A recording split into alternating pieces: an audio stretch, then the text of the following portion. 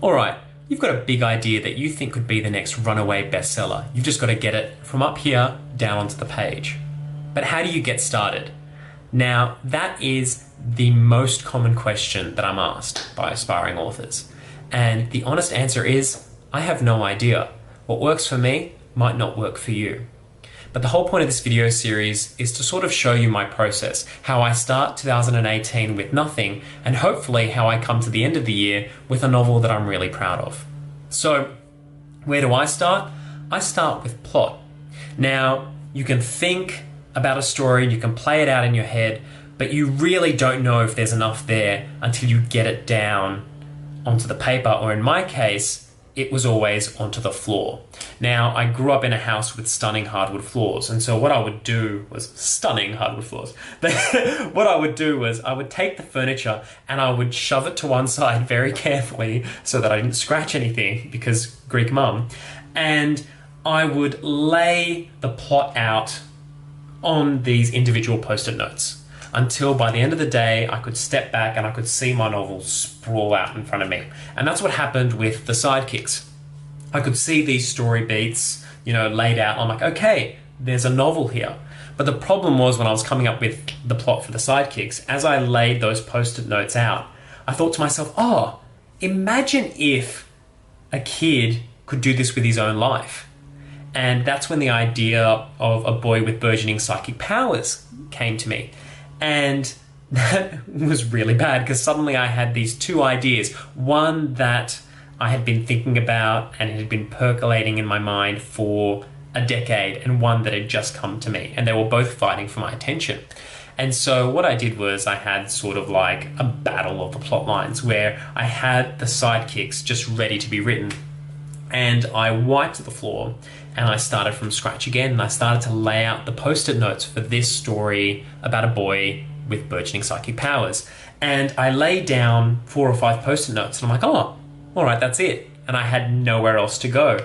And I realized then that either it wasn't ready or it was a short story. And that idea ended up becoming I Can See the Ending, which features in Begin and Begin, A Lover's Way anthology. And so what happened was I used those post-it notes as the beginning of my plotting process for the sidekicks. And about, 12 to 18 months later, I had finished my first draft. So now I'm in a similar predicament where I have 2 ideas that are both vying for my attention. And so what I did was I divided my wall in half and I lay them out. And on the left, I have, it's a story that is a bit different for me. It's very different genre, different audience as well.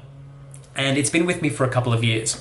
And so I spent some time and I lay out the post-it notes to see, hey, is there a story here? Is it a complete story? And after about 10 or 15 post-it notes, I was like, all right, yeah, this one's sort of ready to be written. But on the right-hand side of the wall, I've also had another YA contemporary that I've really been thinking about, but only in the past month and a half. And so I lay that out to see if I was ready to write that.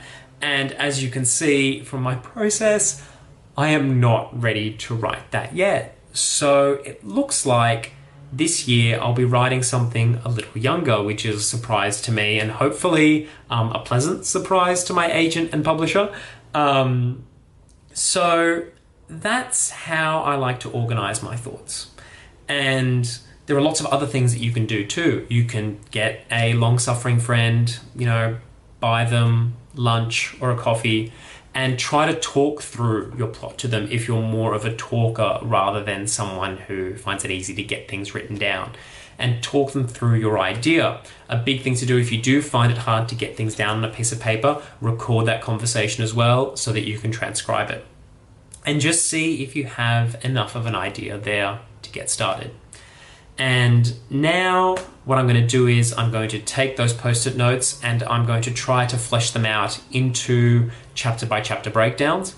And then I'm going to get started writing, which I'm really excited for. I don't know what you're like, but when I spend a couple of months away from writing, jumping back into it feels amazing.